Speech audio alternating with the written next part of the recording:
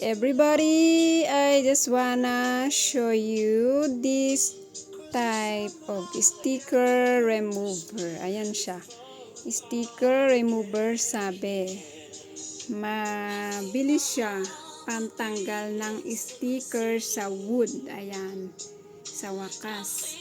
Na konti na lang ang natitira na sticker. At yan, at syempre, ang gamit ko after spray,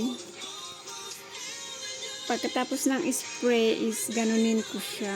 Gamit itong malapad na plastic na manipis. At yan, ganyan lang siya. Hinay-hinay lang kasi parang unti-unti mo lang ipupush. Push ng hinay-hinay.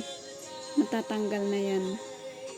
Grabe kasi hirap pala pag dito sa wood na stick ang sticker na ito. Ayan. Ayan. Pero pag sa metal, gaya ng mga salamin, mabilis lang itong sticker. Ang sticker na ito. Kasi yung mga dinikit nila sa salamin, ang bilis ko natanggal.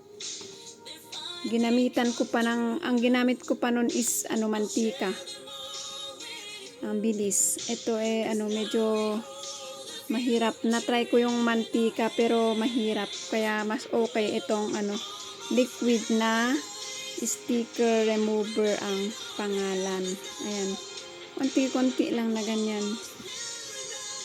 Hina-hina. Hindi rin pwedeng bilisan kasi mapupunit-punit.